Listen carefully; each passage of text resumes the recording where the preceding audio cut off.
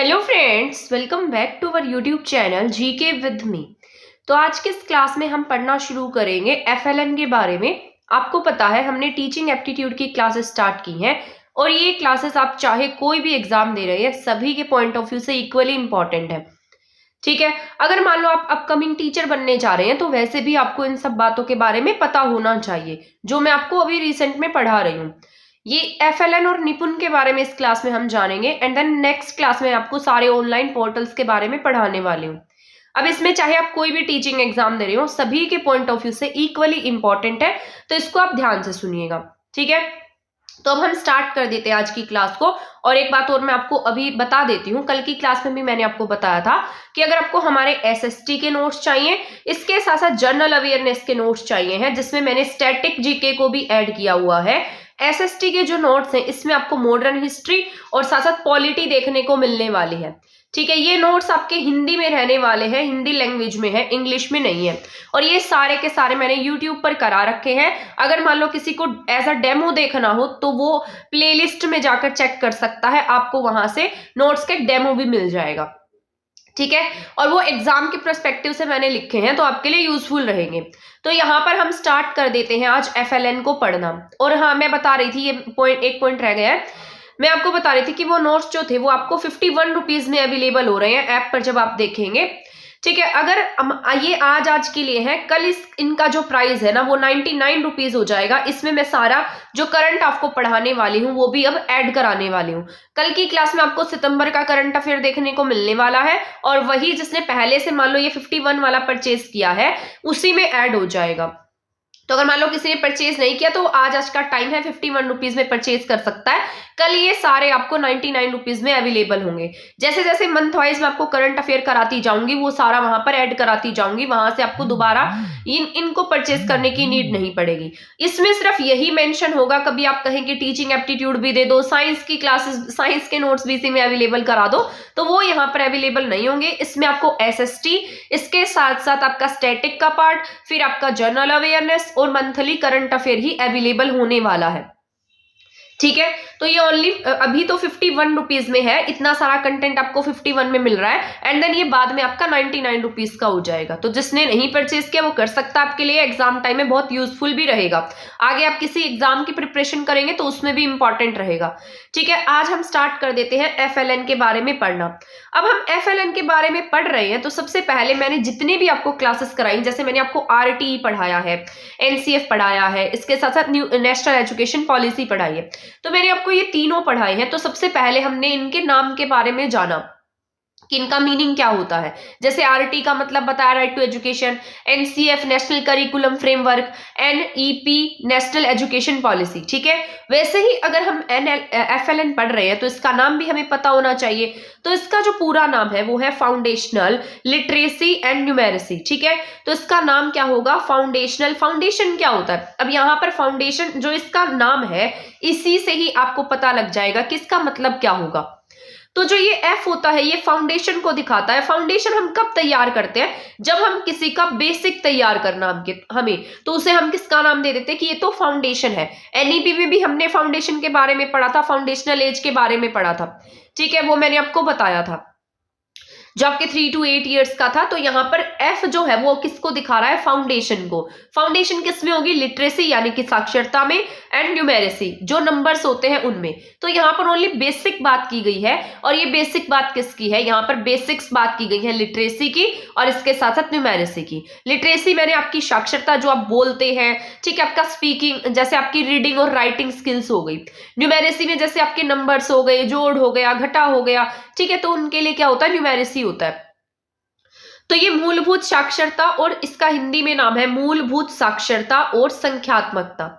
अब यहाँ पर फाउंडेशन का मतलब क्या है, FLN। तो हमें यहाँ पर इक्वली अलग अलग इनके मतलब भी पता होने चाहिए। पहले F का मतलब, फिर L का और फिर N का। F का मतलब क्या होता है, F का जो मीनिंग है वो होता है मूलभूत तत्व, यानी कि यहाँ पर F का मीनिंग होगा बेसिक। ठीक है, फिर यहाँ पर होगा स्टार्टिंग, यानी कि शुरुआती, या फिर हम इसे क्या कह सकते हैं, जरूरी। तो फाउंडेशन का जो मीनिंग होता है, सबसे पहले तो आपको फाउंडेशन का मीनिंग पता होना चाहिए, जिसका मतलब होता है बेसिक, या फिर हम कहीं से कुछ स्टार्ट कर रहे हैं तो वो क्या हो जाता है, फाउंडेशन हो जाता है, या जो हमारे लिए क्या हो, जरूरी हो। अब आप कोई भी काम करेंगे तो आपको उसका बेसिक पहले पता होना चाहिए, तो वो हमारे लिए क्या होता है, जरूरी होता है। वैसे ही हम बच्चों को पढ़ा रहे हैं तो उनका बेसिक जो है वो हमें स्ट्रॉन्ग कराना आना चाहिए, यानी कि उनके लिए बेसिक बनाना जो है वो बहुत ज्यादा जरूरी है। तो फाउंडेशन में सारी चीजें क्या आती है, बेसिक्स चीजें आती है, यानी कि इसका मतलब ही क्या होता है, बेसिक होता है। लिटरेसी की बात कर लेते हैं, तो लिटरेसी का मतलब आप सभी जानते हैं, साक्षर होता है, और न्यूमेरेसी का मतलब क्या होता है, अंक ज्ञान होता है, यानी कि अंकों का ज्ञान होना, जैसे जोड़ घटा नंबर, इन सब के बारे में नॉलेज होना। ठीक है, तो यहाँ पर फाउंडेशनल जो है वो क्या है, आपका मूलभूत है। इसके बाद लिटरेसी में आपकी साक्षरता आती है, न्यूमेरेसी में अंक ज्ञान आता है। अब यहाँ पर आप पूछेंगे कि अगर लिटरेसी का मतलब साक्षरता है तो इसमें हम बच्चे को क्या पढ़ाने वाले हैं, तो यहाँ पर हम बच्चे को लैंग्वेज का ज्ञान सिखाने वाले हैं, यानी कि यहाँ पर बच्चा जो है भाषा का ज्ञान सीखेगा।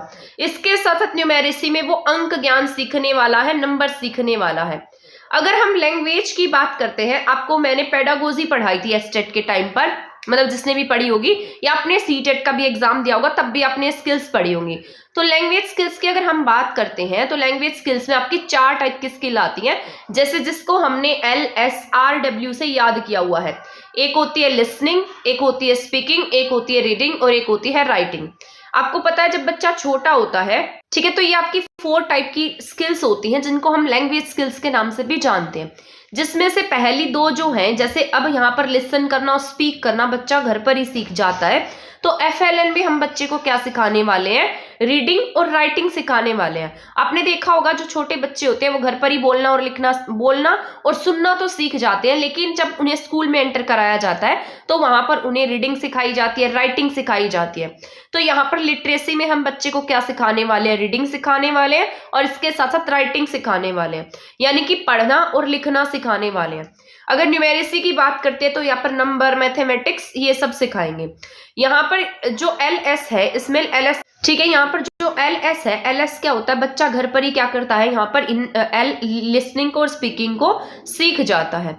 FLN जो है वो बेस्ड है 3R पर, ठीक है, तो आपको याद रखना है इसके 3R कौन से हैं। सबसे पहला तो यहाँ पर इसका मतलब है रीडिंग मैंने अभी आपको बताया, बच्चा क्या सीखेगा, यहाँ पर रीडिंग सीखेगा। इसके साथ साथ बच्चा यहाँ पर क्या सीखता है, राइटिंग सीखता है। तो यहाँ पर इस बीच वाले से याद रखना, इसमें भी R आता है, तो बच्चा यहाँ पर राइटिंग सीखेगा। इसके साथ साथ बच्चा यहाँ पर क्या सीख रहा है, रीडिंग सीख रहा है। तो रीडिंग के साथ साथ क्या सीखेगा, वो यहाँ पर राइटिंग सीखेगा। उसके साथ साथ यहाँ पर क्या सीखता है, अर्थमेटिक का मतलब मैथ्स हो गया। तो FLN कितने पर बेस होगा, 3R पर बेस्ड होगा। तो ये 3R कौन से, एक तो रीडिंग है, रीडिंग के साथ राइटिंग है, राइटिंग के साथ में अर्थमेटिक है। अब जो FLN है वो कहाँ तक लागू होगा, कौन सी क्लास तक लागू होगा, हमें कौन से क्लास के बच्चों को FLN में इंक्लूड करना है। तो यहाँ पर जो FLN होगा वो 3 क्लास तक ही वैलिड होगा, यानी कि 3rd क्लास तक, अप टू 3 क्लास तक FLN जो है वो लागू होगा। और इसकी एज ग्रुप आपसे एग्जाम में पूछी जा सकती है।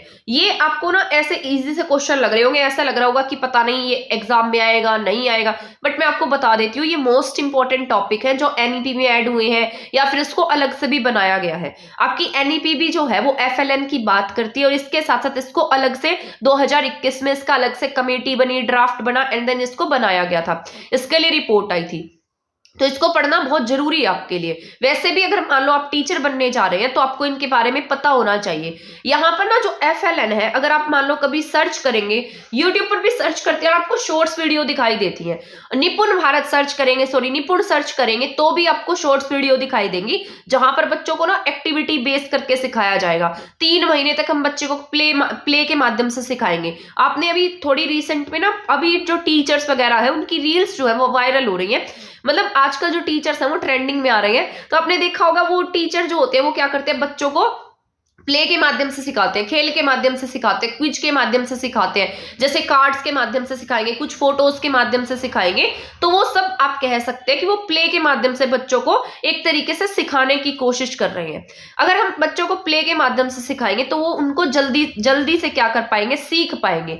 ठीक है, तो FLN जो है वो कहाँ 3rd क्लास तक के बच्चों के लिए लागू होगा और इनका एज ग्रुप जो है वो कितना होता है, 3 से 9 साल तक का होता है। तो यहाँ पर एज ग्रुप की अगर बात करेंगे तो कितनी है, 3 to 9 ईयर्स है। यहाँ पर आर कितने फॉलो होंगे, 3 आर फॉलो हो रहे हैं, रीडिंग हो रहा है, राइटिंग और इसके साथ साथ अर्थमेटिक। तो एफएलएन 3 चीजों पर बेस होगा, रीडिंग पर बेस होगा, राइटिंग पर बेस होगा, इसके साथ साथ अर्थमेटिक पर बेस होगा। क्लास पूछी जाए तो 3rd क्लास तक वैलिड होगा, ठीक है, 3rd क्लास तक होगा। इसके साथ साथ एज ग्रुप की अगर हम बात करते हैं तो 3 to 9 ईयर्स इसकी एज होने वाली है, ठीक है। इसके बाद हम नेक्स्ट पेज पर चलते हैं। बच्चा जिसकी एज, मतलब यहाँ पर लिखा है जो वह बच्चा जिसकी एज कितनी है, 3 साल है, उसे लिटरेसी और न्यूमेरेसी का हमें ज्ञान देना है, ठीक है, जहां पर वो क्या कर सके, रीडिंग सीख सके, राइटिंग सीख सके और क्या सीख सके, नंबर सीख सके। तो यही क्या है, एफएलएन है, ठीक है। तो एफएलएन का जो बेसिक मीनिंग है वो यही है कि 3 साल का ऐसा बच्चा जिसे हमें किसका ज्ञान देना है, लिटरेसी का ज्ञान देना है, न्यूमेरेसी का ज्ञान देना है, जहां पर वो क्या कर सके, रीडिंग सीख सके, राइटिंग सीख सके और इसके साथ साथ उसको वहां पर नंबर्स का भी ज्ञान हो सके। ये सब किस में ऐड हो जाता है, एफएलएन में ऐड हो जाता है, ठीक है, यही एफएलएन आपका। अब यहाँ पर मैंने इसके बीच में डिफरेंस लिखा है कि फाउंडेशनल लिटरेसी क्या है और फाउंडेशनल न्यूमेरेसी क्या है। अगर हम फाउंडेशनल लिटरेसी की बात करते हैं तो यहाँ पर लिटरेसी में बच्चा क्या करेगा, लेटर्स को पहचानेगा, आइडेंटिफाई लेटर्स, आइडेंटिफाई इनिशियल और फाइनल लेटर्स। यानी कि यहाँ पर सीधा सा मतलब है कि वो लेटर्स को पहचानेगा, इनिशियल जो शुरुआती दौर में जो लेटर सीखेगा, जो फाइनल वर्ड सीखेगा, उन सब की उसको यहाँ पर पहचान करवानी है। तो अक्षरों को पहचानना किस में आएगा, फाउंडेशनल लिटरेसी में आने वाला है, ठीक है। जैसे मान लो यहाँ पर पहले हमने बच्चे को अल्फाबेट ए सिखाया, फिर बी, फिर सी, अब वो लास्ट में इनसे एक वर्ड बनाएगा, कैब, ठीक है। तो यहाँ पर वो कैब बनाना सीख गया तो इसका ये फाइनल वर्ड हो गया। तो यहाँ पर वो अक्षरों की पहचान करेगा और उनसे फॉर्मेशन करेगा वर्ड्स को। इसके साथ साथ वहां पर संख्याओं को पहचानना क्या है, फाउंडेशनल न्यूमेरेसी में क्या आएगा, यहाँ पर बच्चा संख्याओं को पहचानने लगेगा। इसके बाद में नेक्स्ट पॉइंट है हमारा रीड फैमिलियर वर्ड्स। अब जो उसके फैमिलियर वर्ड्स होंगे जैसे कैट, रैट, मैट, आपने देखा होगा, छोटे बच्चों को देखना कभी, उनकी बुक में भी फैमिलियर वर्ड्स बहुत सारे दिए होते हैं।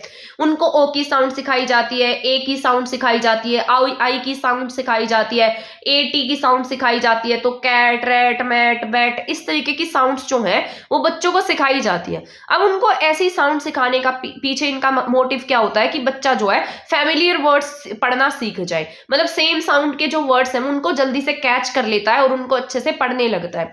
तो इसीलिए यहाँ पर रीड फैमिलियर वर्ड सिखाए जाएंगे, ऑरली रीड कर पाए। अब यहाँ पर जो बच्चा है वो इन वर्ड्स को क्या कर पाए, ऑरली रीड कर पाएगा और वो भी फ्लुएंसी के साथ में रीड कर पाएगा, ठीक है। इसके बाद यहाँ पर मिसिंग नंबर फाइंड आउट करेगा न्यूमेरेसी में, ऐड करना, सबट्रैक्ट करना, वर्ड पैटर्न को सॉल्व करना जो है वहां यहाँ पर बच्चा सीख जाएगा। तो ये था foundational literacy and foundational numeracy. Literacy में क्या आता है, अक्षरों की पहचान करना आएगा, अक्षरों को पढ़ना आएगा, फ्लुएंसी से पढ़ेगा, ऑरली रीड करेगा। न्यूमेरेसी में वो अंकों, संख्याओं का ज्ञान होगा, उसको मिसिंग नंबर को फाइंड आउट करेगा, ऐड, सबट्रैक्ट, वर्ड प्रॉब्लम, इन सबको सॉल्व कर पाएगा। तो ये सब क्या है, एफएलएन है। अब यहाँ पर कुछ एफएलएन से रिलेटेड पॉइंट लिखे हैं मैंने कि एफएलएन कब ऐड हुआ था। वैसे तो आपके एनईपी भी एफएलएन की बात करता है, लेकिन बाद में भी एफएलएन पर काम किया गया है। एफएलएन जो है 2020 में ही हमारी जो नेशनल एजुकेशन पॉलिसी है इसमें ऐड हो गया था, लेकिन बाद में एफएलएन के कुछ इंपॉर्टेंट पॉइंट्स हैं जिसको हमारा जानना जरूरी है। इसके लिए कुछ मीटिंग्स हुई हैं, रिपोर्ट्स आई हैं, तो एफएलएन जरूरी हो जाता है।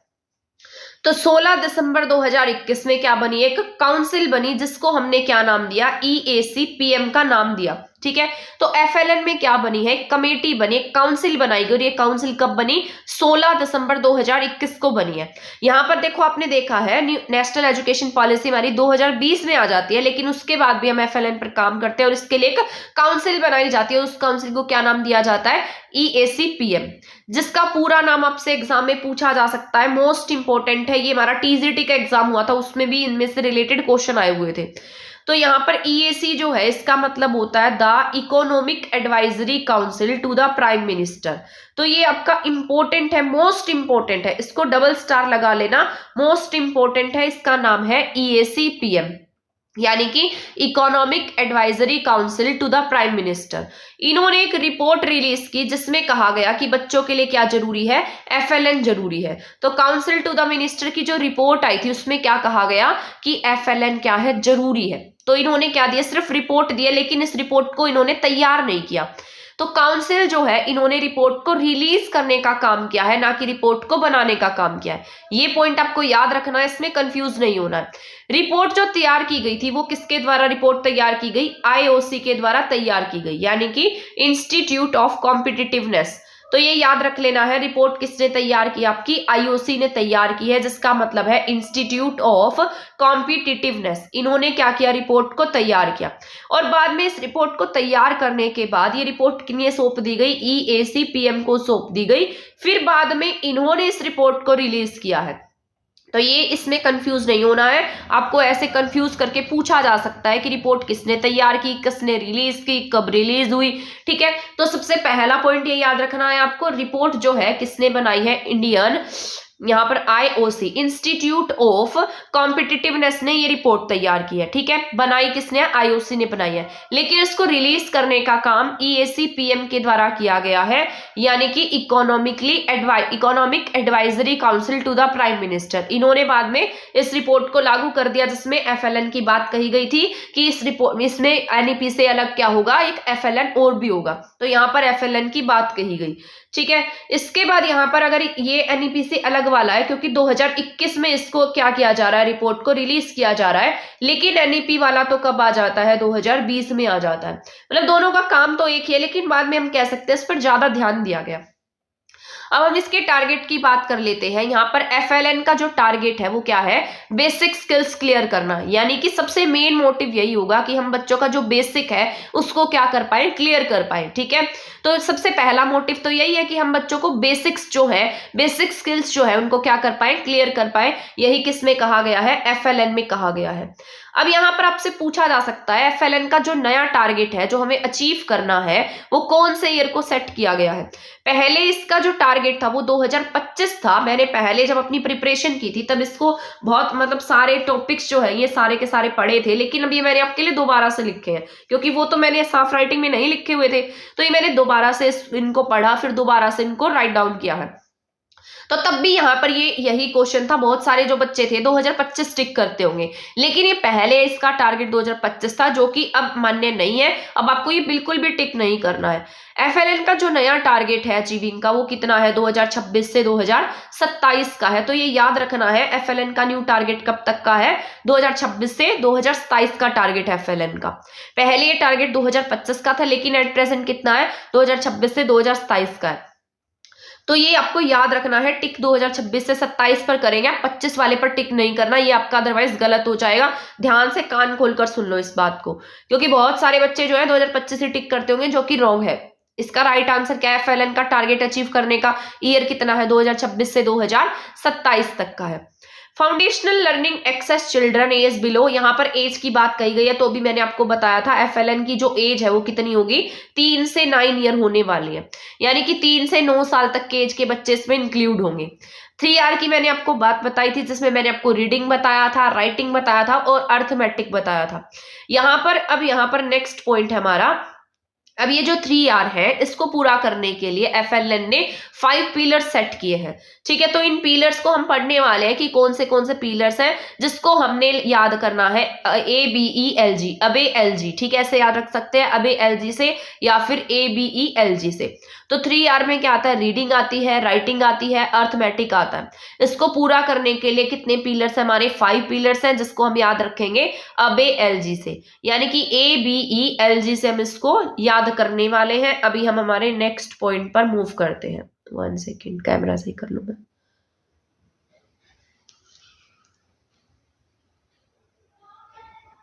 वन सेकेंड, ठीक है, तो यहां पर अब हम पढ़ेंगे अबे LG के बारे में, ABELG, जो 5 पिलर्स है एफएलएन के। ए की अगर हम बात करते हैं तो ए का मतलब होता है एक्सेस टू एजुकेशन, यानी कि हमारी क्या होनी चाहिए, शिक्षा तक पहुंच होनी चाहिए। तो इसे ही क्या नाम दिया गया, हमने क्या नाम दिया है, ए का नाम दिया है जिसका मतलब क्या होता है, एक्सेस टू एजुकेशन, यानी कि शिक्षा तक पहुंच। शिक्षा तक पहुंच किस में आती है, ए में। ए को हम किससे रिप्रेजेंट करेंगे, एक्सेस टू एजुकेशन। एक्सेस होना यानी कि सबसे पहले हमारी, अगर हम एजुकेशन ले रहे हैं तो हम इतने एबल हो कि हम शिक्षा तक पहुंच पाए, एक्सेस टू एजुकेशन हो हमारे पास, शिक्षा तक पहुंच होनी चाहिए। बी के बाद क्या होना चाहिए, बेसिक हेल्थ प्रोवाइडर होना चाहिए, यानी कि मूलभूत स्वास्थ्य को ध्यान में रखना चाहिए। इसके बाद अगर हम ई की बात करते हैं, यहां पर ई में आता है एजुकेशनल इंफ्रास्ट्रक्चर। तो ई का मतलब क्या है, शैक्षिक अवसंरचना, यानी कि एजुकेशनल इंफ्रास्ट्रक्चर, शैक्षिक अवसंरचना की जरूरत किस में आती है, ई में आती है। जैसे अब इंफ्रास्ट्रक्चर को भी तो ध्यान में रखा जाएगा, संरचना को ध्यान में रखा जाएगा, बच्चों की जरूरतों को ध्यान में रखा जाएगा। एल में क्या आता है, लर्निंग आउटकम, यानी कि हम जो बच्चों को सिखा रहे हैं उसका कुछ ना कुछ रिजल्ट भी आए, यानी कि अधिगम का कोई ना कोई सार भी हो, आउटकम भी हो। अब मैं आपको पढ़ा रही हूँ, आपका भी कोई ना कोई आउटकम आए, आप वहां से कुछ ना कुछ सीखे, आपका अच्छा रिजल्ट आए, तभी आप अच्छा लर्न कर पाएंगे। तो ये क्या है, लर्निंग आउटकम भी होना चाहिए यहाँ पर, तो यहाँ पर रिजल्ट आए। जी में अब गवर्नेंस को भी ध्यान देना चाहिए, सरकार को भी हमारी जरूरत जो है वो पूरी करते रहनी चाहिए। जैसे आप है, अब मान लो आप पढ़ते रहे और सरकार भर्तियां ही ना निकाले, है ना, तो आपकी पढ़ाई का कोई फायदा ही नहीं होगा। तो ये क्या है, इसके 5 पिलर्स हैं जिसको हमने पढ़ा है अबे एलजी से। ए से मैंने एक्सेस टू एजुकेशन पढ़ाया है, बी से हमने पढ़ा है बेसिक जो आपकी हेल्थ है, ई से हमने पढ़ा है एजुकेशनल इंफ्रास्ट्रक्चर है, एल से हमने पढ़ा है लर्निंग आउटकम, इसके बाद जी से हमने पढ़ा है गवर्नेंस। ठीक है, यहां तक के पॉइंट आपको याद रखने हैं। जो ये सारे किससे रिलेटेड है, आपके FLN से रिलेटेड है।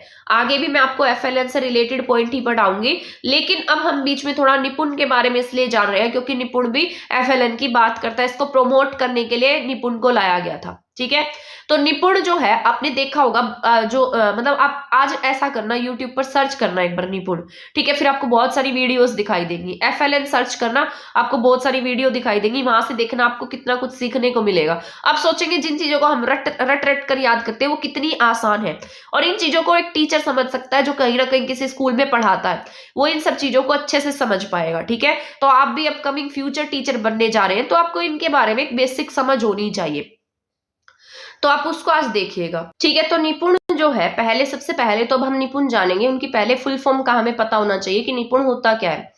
तो निपुण की अगर हम फुल फॉर्म की बात करते हैं तो इसका पूरा नाम है national initiative for proficiency in reading with understanding and numeracy. ठीक है, तो देखो इसका नाम जो है वो थोड़ा थोड़ा FLN जैसी अंडरस्टैंडिंग नहीं बना रहा। FLN भी किसकी बात करता है, रीडिंग की बात करता है, राइटिंग की बात करता है, न्यूमेरेसी की बात करता है। तो यहाँ पर निपुण का पूरा नाम भी देखिए, national initiative for proficiency in, proficiency किसमें होगी, रीडिंग में, और अंडरस्टैंडिंग किसमें होगी, न्यूमेरेसी में, है ना। तो यहाँ पर इसका टैगलाइन भी आपसे पूछा जा सकता है, निपुण का टैगलाइन क्या है, निपुण भारत का सपना, सब बच्चे समझे भाषा और गणना। तो ये FLN भी इन्हीं की बात करता है, भाषा की और गणना की, तो यही निपुण में भी कहा गया है। तो इसकी अगर आपसे टैगलाइन पूछी जाती है तो निपुण भारत का सपना, सब बच्चे समझे भाषा और गणना। ठीक है, ऐसे याद रखना है। इसके बाद क्या है, व्हाट इज निपुण। अब मान लो मैं आपको यहाँ पढ़ा रही हूँ, आप चंडीगढ़ PRT के लिए पढ़ रहे हैं, बट ऐसा नहीं है कि आप किसी अदर एग्जाम की तैयारी नहीं करेंगे, जरूर करेंगे। और वहां पर मान लो अब आप आगे KVS की भी प्रिपरेशन करते हैं तो वहां पर आपका इंटरव्यू होता है। मान लो अब आप इन चीजों को आज अच्छे से समझ लेते हैं, तो मान लो आगे अपकमिंग किसी भी अदर एग्जाम की तैयारी करेंगे तो वहां पर भी आपकी ये सारी बातें काम आएंगी। इंटरव्यू में ये सारी बातें पूछी जाती हैं, ये सारे की निपुण क्या है, FLN क्या, बच्चों को कैसे पढ़ाएंगे, प्लेवे मेथड से कैसे पढ़ाएंगे, ये सारी बातें पूछी जाती है। ना कि आपसे पूछा जाएगा कि बताइए आपके इंग्लिश में कौन सा चैप्टर है, मतलब वैसे वो वाले टॉपिक आपसे पढ़ा कर देखे जाते हैं, बट आपसे ये सारी चीजें भी पूछी जाती है क्योंकि आगे जाकर आपको बच्चों को पढ़ाना है। आपने देखा होगा रिसेंट के इंटरव्यूज अगर आप देखें, मतलब इंटरव्यू से रिलेटेड टॉपिक देखें, तो ये जो टॉपिक्स है ना, आपके मोस्ट इंपॉर्टेंट टॉपिक होते हैं जो आगे कोई भी एग्जाम होगा ना उसमें भी हेल्प करेंगे। तो इनको आपको अच्छे से, बहुत अच्छे से पढ़ना ही नहीं है बल्कि समझना भी है, सिर्फ रट्टा नहीं लगाना बल्कि इनकी समझ भी बनानी है। ठीक है, तो व्हाट इज निपुण। अब निपुण है क्या, निपुण की अगर हम बात करते हैं तो निपुण जो है, ये भी इसका भी टारगेट 2026 से 27 का सेट किया गया है। और निपुण को क्यों लाया गया था, FLN को प्रमोट करने के लिए लाया गया था। मैंने अभी बताया था ना, ये किस लिए लाया गया है, FLN को प्रमोट करने के लिए लाया गया है। ठीक है, NEP 2020 में FLN आता है, फिर रिपोर्ट आती है। सबसे पहले भी मैंने आपको बताया जो ये FLN है, FLN सबसे पहले किस में आया है? आपके नेशनल एजुकेशन पॉलिसी 2020 है, उसमें सबसे पहली बार किसकी बात कही गई? यहाँ पर FLN की बात कही गई है। इसके बाद फिर से क्या आती है? एक रिपोर्ट आती है जिसका नाम क्या है? EAC-PM है। लेकिन इस रिपोर्ट को तैयार करने का काम कौन कर रहा है? IOC कर रहा है। ठीक है, IOC के बाद यहाँ पर क्या लाए हम? निपुण लेकर आते हैं। और निपुण जो है वो किस लिए लाए हम? ताकि FLN को क्या कर सके? हम प्रमोट कर सके। किसके सहारे? निपुण के सहारे। ठीक है, तो यहाँ पर ये हो जाता है आपका पॉइंट जो आपको याद रख लेना है। पहले NEP 2020, इसके बाद यहाँ पर रिपोर्ट EAC के बाद IOC इसको तैयार करता है, रिपोर्ट किसे देता है? EAC को। EAC क्या करता है? उसे रिलीज करता है। उसके बाद निपुण लाते हैं ताकि हम FLN को प्रमोट कर सके। ठीक है, तभी ये दोनों मिले जुले से आपको दिखते हैं। तो निपुण को हम क्या करते हैं? इस रिपोर्ट में मर्ज कर देते हैं EAC में। इसके बाद इनिशिएटिव नेम क्या है? यहाँ पर इसका पूरा नाम अभी मैंने आपको बता दिया था। ठीक है, national initiative of proficiency in reading and writing and understanding in numeracy. ठीक है, वो आपको मैंने अभी बता दिया था। तो ये किसके अंडर काम करता है? सेंटर गवर्नमेंट के अंडर काम करता है। तो निपुण जो है वो किसके अंडर काम करेगा? सेंटर गवर्नमेंट के अंडर काम कर रहा है। ठीक है, तो यहाँ पर national initiative for proficiency in reading with understanding and numeracy, जिसका पूरा नाम है national initiative for proficiency in reading with understanding and numeracy. तो यहाँ पर ये किसके, इसका पूरा नाम भी बताया मैंने। अंडर किसके है? किसके अंडर काम कर रहा है? सेंटर गवर्नमेंट के अंडर है। किसके द्वारा शुरू किया गया था? तो जब ये शुरू किया गया तब यहाँ पर एजुकेशन डिपार्टमेंट जो है आपका, इसका पूरा नाम जो है वो आपका HRD मिनिस्ट्री था, यानी कि ह्यूमन रिसोर्स डेवलपमेंट जो है वहाँ उसके अंडर आता था। ठीक है, मानव संसाधन विकास मंत्रालय के अंदर आता था। लेकिन मैंने आपको कल परसों की क्लास में ही बताया था, आपका जो ये डिपार्टमेंट है इसका नाम बदलकर क्या कर दिया गया? एजुकेशन डिपार्टमेंट कर दिया गया है। ठीक है, तो आज अगर आपसे पूछा जाए आपका जो मतलब एजुकेशन डिपार्टमेंट है वो अलग से बनाया गया है। आ गया समझ में? इसको लॉन्च किसके द्वारा किया गया था? उस समय आपके एजुकेशन मिनिस्टर जो थे उनका नाम था रमेश पोखरियाल। तो उन्हीं के द्वारा इसको लॉन्च किया गया था। तो कौन थे? रमेश पोखरियाल थे। ठीक है, तो इन्हीं के द्वारा लॉन्च किया गया था। लेकिन एट प्रेजेंट आपसे यहाँ पर एट प्रेजेंट अगर आज की बात करते हैं, आज आपके एजुकेशन मिनिस्टर की बात कर लेते हैं, तो वो कौन है? आपके धर्मेंद्र प्रधान है। ठीक है, तो एट प्रेजेंट आपके अगर एजुकेशन मिनिस्टर पूछे जाते हैं तो वो कौन है? धर्मेंद्र प्रधान है। लेकिन इसको लॉन्च किसके द्वारा किया गया? रमेश पोखरियाल के द्वारा। आ गया समझ में? समझ में तो आ रहा है ना? यहाँ तक समझ आया जो मैंने? तो ध्यान से पढ़ते जाइएगा, अच्छे से समझ में आता जाएगा। ठीक है, तो इसके बाद और साथ साथ चाहे लिख भी लेंगे तो आपके लिए बेनिफिशियल रहेगा। इसके बाद अगर हम इसके लॉन्च डेट की बात करते हैं, मैं भी तो पढ़ाई करती हूँ आपकी तरह। ठीक है ना, तो मैं अपना टाइम निकाल कर आपके लिए सारा डाटा तैयार करती हूँ। तो आप इतना तो कर ही सकते हैं, खुद का जो नोट्स है ना, शॉर्ट नोट्स तो बना ही सकते हैं। आप मुझसे बार बार कहते हैं ये PDF दे दो, वो PDF दे दो, तो ये PDF जो है बाद में मैं आपको ये सारी PDF जो है मतलब मैं आपको क्लासेस जो है वो तो फ्री में प्रोवाइड करा रही हूँ, बट मुझे भी तो इसको लिखने में कितनी मेहनत लगती है। तो ये जो PDF रहेगी वो पेड रहेगी। ठीक है, तो ये अभी आपको अवेलेबल नहीं होंगी। जब इसका मोस्ट ऑफ पार्ट जो है वो कंप्लीट हो जाएगा देन मैं इसको आपको अवेलेबल करा दूंगी। बट ये पेड रहने वाली है, बहुत ज्यादा कॉस्ट इसकी नहीं रखूंगी मैं, बहुत कम प्राइस में अवेलेबल कराऊंगी। और वो भी इसीलिए होगा ताकि आप इसको पढ़ें, क्योंकि जब हम कोई भी चीज जो हमें फ्री में मिलती है ना, हम उसकी वैल्यू नहीं करते। ये मैंने खुद नोट किया है, जब हमें कोई भी चीज ऐसे ही मिल जाती है हम उसकी वैल्यू नहीं करते हैं। तो इसको मैं अलग से पेड रखने वाली हूँ, बट अभी नहीं मिलेगी आपको।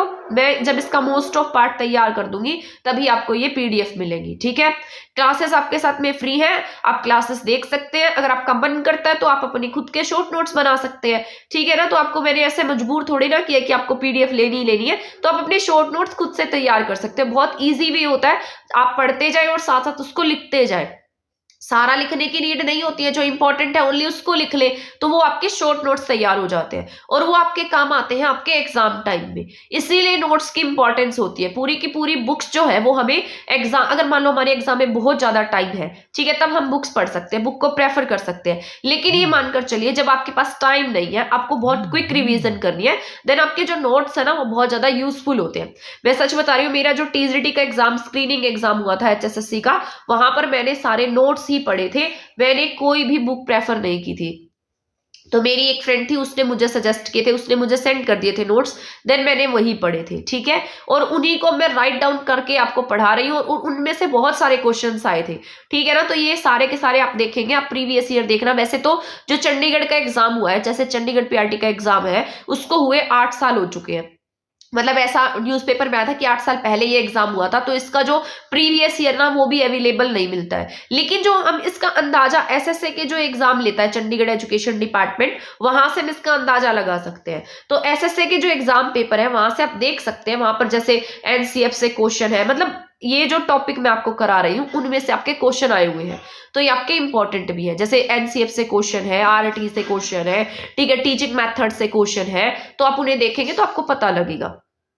ठीक है, तो आप उनको देख सकते हैं, देन एनालाइज कर सकते हैं। ये आपके लिए बहुत ज्यादा यूजफुल है और सफिशिएंट भी रहने वाले हैं। आप ऐसे भागते रहते हैं ना कि क्या पता ये इनफ है, नहीं है, हमें और पढ़ना है, नहीं पढ़ना है, अगर आप इतना भी अच्छे से कर लेते हैं ना तब भी अच्छे मार्क्स ला सकते हैं। और ये मैं अपने एक्सपीरियंस के बेस पर बता रही हूँ। मैंने एस्टेट में बच्चों को पढ़ाया, मैंने उन्हें बहुत सही से, जैसे मैंने मैराथन्स बनाई थी इसके सीडीपी की, उसमें से कितने सारे क्वेश्चंस आए और मोस्ट ऑफ बच्चों के बहुत सारे क्वेश्चंस ठीक भी हुए हैं और मेरे पास बहुत सारे मैसेज भी आए थे। तो अगर आप मान लो, वो मैंने सारे प्रीवियस ईयर को एनालाइज करके ही तो बनाए हुए थे। तो अगर मान लो आप भी ऐसा करते हैं, जैसे जो मैं आपको टॉपिक पढ़ा रही हूँ उसको अच्छे से पढ़ो और उसके जितने हो सके ना प्रैक्टिस क्वेश्चंस करो। प्रैक्टिस जो होती है वो मोस्ट इंपॉर्टेंट होती है। अगर आप प्रैक्टिस अच्छे से कर लेते हैं तो आपको आगे दिक्कत नहीं आएगी और आपका एक अच्छा सा बेस तैयार हो जाएगा। आप वहां पर एग्जाम हॉल में अच्छे से अपने क्वेश्चंस को सोल्व कर पाएंगे। इसलिए मैं आपको बार बार कहती हूँ प्रैक्टिस करो, ठीक है, कहीं से भी प्रैक्टिस करो, बट प्रैक्टिस मोस्ट इंपॉर्टेंट है।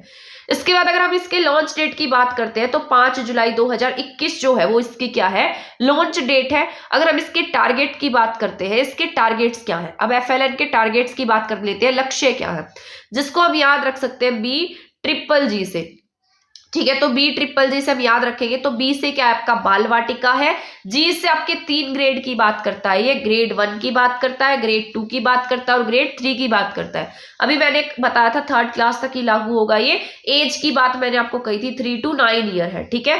तो 3 ग्रेड आती है इसमें। पहले तो बाल वाटिका आ जाएगी, बाल वाटिका अलग से होती है, टाइप ऑफ हम प्ले स्कूल बोल सकते हैं।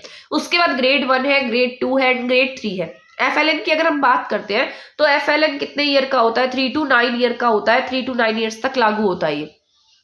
अब एफएलएन में मैंने आपको बताया था यहाँ पर क्या होगा, लिटरेसी होगा, यहाँ पर क्या होगा, न्यूमेरेसी होगा।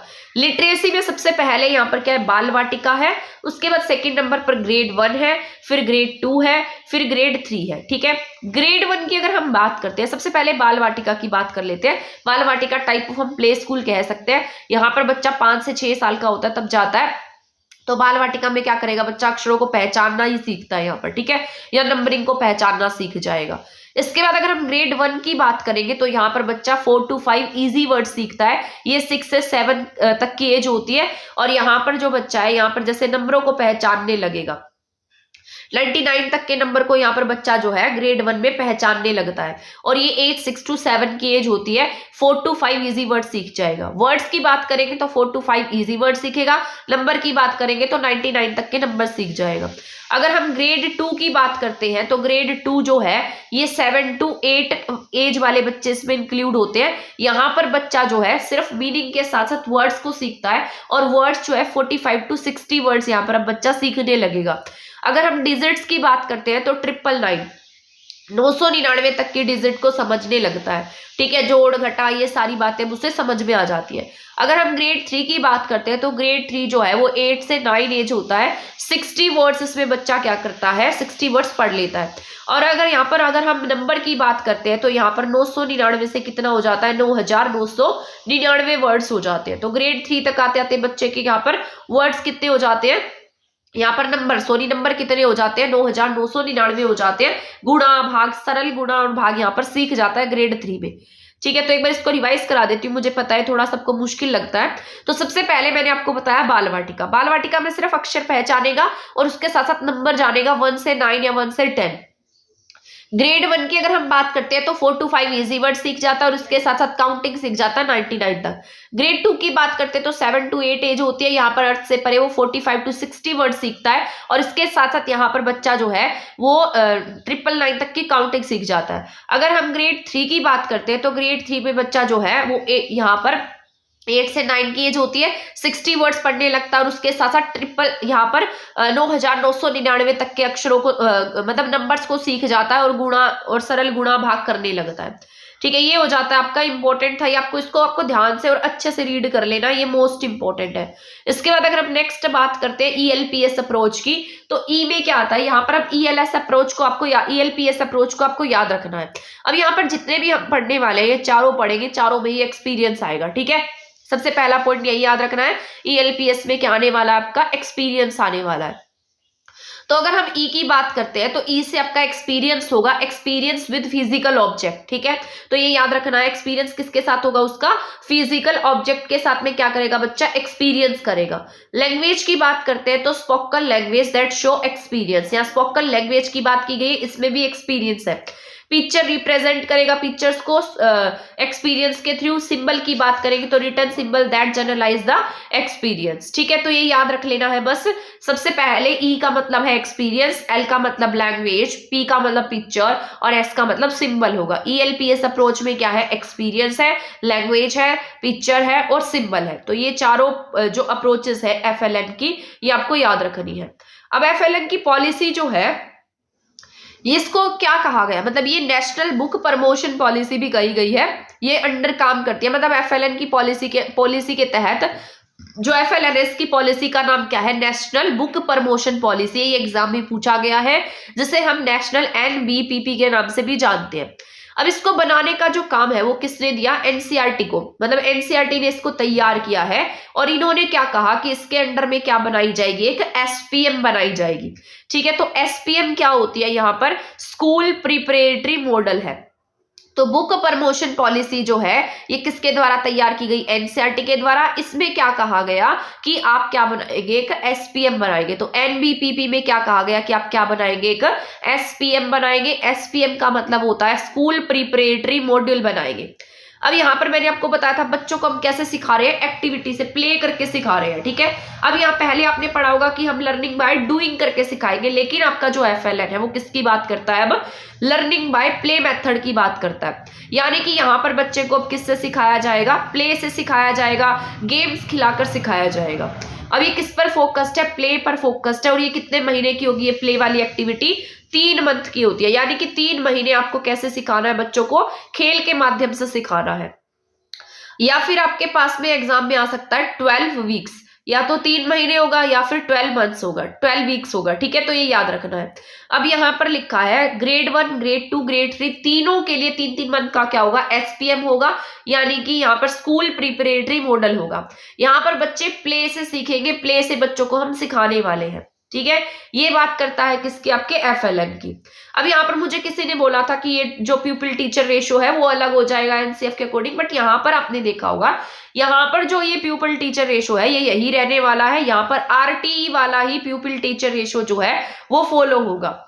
अब यहाँ पर प्राइमरी लेवल पर कितने टीचर होंगे, 1:30। ठीक है, 1:30 होगा, 30 बच्चों पर 1 टीचर होगा। और यहीं पर ही प्राइमरी लेवल पर ही खत्म हो जाएगा, क्योंकि किसकी बात करता है, ओनली प्राइमरी लेवल की बात करता है, अपर प्राइमरी की बात नहीं करेगा ये, क्योंकि ये है कहाँ तक, ओनली 3rd ग्रेड तक ही। और 3rd ग्रेड किस में आता है, प्राइमरी में आता है। तो यहाँ पर प्राइमरी की बात ही नहीं होगी। FLN अपर प्राइमरी के लिए थोड़ी है, प्राइमरी स्कूल्स के बच्चों के लिए, प्राइमरी क्लासेस के बच्चों के लिए। तो यहाँ पर ओनली प्राइमरी का ही प्यूपिल टीचर रेशो जो पूछा जाने वाला है।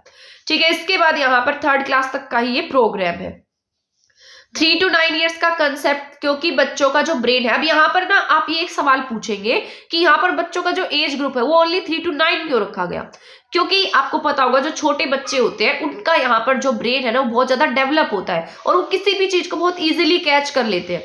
ठीक है, तो ये 3 to 9 ईयर्स का जो कंसेप्ट है वो इसीलिए रखा गया है ताकि यहाँ पर, क्योंकि यहाँ पर बच्चों का जो 85% जो ब्रेन है वो क्या हो जाता है, डेवलप हो जाता है। और यहाँ पर हम बच्चे को बहुत अच्छे से समझा पाते हैं, सिखा पाते हैं। तो यहाँ पर ये क्या है, यहाँ पर इसीलिए इसका जो एज ग्रुप है वो 3 to 9 ईयर रखा गया। अब यहाँ पर 5-fold strategy for foundational literacy and numeracy, इसको बस एक बार रीड कर लेते हैं, बहुत ज्यादा इसमें पढ़ने की नीड नहीं है। सबसे पहले कैरिकुलम रिवैम्पिंग लिखा है। अब कैरिकुलम रिवैम्पिंग में हम क्या करेंगे, बच्चे में क्यूरियोसिटी डेवलप करेंगे, पेडागोजिकल इनोवेशंस करेंगे, डेवलप करेंगे इनोवेटिव क्लासरूम को। अब पेडागोजी जो सिखाई जाती है वो इसीलिए सिखाएंगे कि हम बच्चों को अलग तरीके से कैसे पढ़ा सकते हैं। तो यहाँ पर इनोवेटिव क्लासरूम बनाएंगे, किसके थ्रू बनाएंगे, पेडागोजी टेक्नोलॉजिकल इन्वेंशंस के through. Restructuring of teacher education progress जो है उसको रीस्ट्रक्चर करेंगे, ठीक है, रिवाइज करेंगे, असेसमेंट का पुनर्वलोकन करेंगे। इसके साथ साथ सभी शिक्षा हितधारक जितने भी काम कर रहे हैं टीचर्स, वो सब क्या करेंगे, इसमें मिलकर काम करने वाले। एडमिनिस्ट्रेटिव सपोर्ट होगा। अभी लास्ट पेज है हमारा। एफएलएन के अनुसार शिक्षण का अर्थ क्या है, बच्चे का नेतृत्व करना, ठीक है। तो एफएलएन का मोटिव क्या, बच्चे का क्या करेंगे, नेतृत्व करेंगे। शिक्षा प्रणाली का लक्ष्य 2026 से 27 तक आधारभूत साक्षरता और अंक ज्ञान को क्या कर लेना है, हासिल कर लेना है। जहां ग्रेड 3 तक हर बच्चा क्या कर सके, बोध के साथ पढ़ सके, बुनियादी गणितीय सक्रिया लिख सकता है और बुनियादी जीवन कौशल सीख सकता है। अब इसमें कुछ पॉइंट है, जैसे हम क्या करेंगे एफएलएन में, चाइल्ड सेंटर्ड पेडागोजी होगी हमारी, टॉय बेस्ड पेडागोजी होगी, टॉय बेस्ड लर्निंग होगी, प्ले बेस होगी, एक्टिविटी बेस होगी, आईसीटी बेस होगी, इंटीग्रेटेड लर्निंग होगी, ठीक है। तो ये कुछ पॉइंट्स हैं। तो यहाँ पर आपका जो आज का एफएलएन है ना, वो यहीं पर खत्म होता है। मैं ऐसी उम्मीद कर रही हूँ कि एफएलएन से रिलेटेड जो पॉइंट्स हैं वो आपको समझ में आ गए होंगे और आपके लिए जरूरी भी रहे होंगे, ठीक है। तो अब इससे नेक्स्ट क्लास में मैं आपको सारे ऑनलाइन एप्स एंड पोर्टल्स पढ़ाने वाली हूँ जो आपके एजुकेशन से रिलेटेड है, जो शायद आपसे एग्जाम में पूछे जा सकते हैं, या फिर हम किसी अदर टॉपिक पर भी जा सकते हैं, या फिर मैं आपको कोई टीचिंग से रिलेटेड टॉपिक पढ़ा दूंगी। मेथड्स ऑफ टीचिंग क्या है, टीचर क्या है, क्लासरूम का बिहेवियर कैसा होना चाहिए, इनसे रिलेटेड मैं सोच रही हूँ एक बार सारे ऑनलाइन पोर्टल्स भी खत्म कर देती हूँ, सारे कवर करा देती हूँ, उसके बाद हम इन टॉपिक्स को स्टार्ट करने वाले हैं। ऐसे इससे क्या होगा, आपका एक मेजर पोर्शन कंप्लीट हो जाएगा, ठीक है। देन हम मिलेंगे नेक्स्ट क्लास में हमारे नेक्स्ट टॉपिक के साथ। तब तक चैनल के साथ बने रहें और हमारे चैनल पर 7K सब्सक्राइबर कराने में, कंप्लीट कराने में हेल्प करें। हमारे सब्सक्राइबर्स कंप्लीट होने वाले हैं 7K, ठीक है ना। तो इसको पूरे कराने में हेल्प करें, वीडियो को शेयर कर देना और चैनल को सब्सक्राइब नहीं किया तो सब्सक्राइब कर देना। तब तक के लिए बने रहे चैनल के साथ, आगे और भी अच्छा कंटेंट देखने को मिलेगा। तब तक के लिए थैंक यू, धन्यवाद।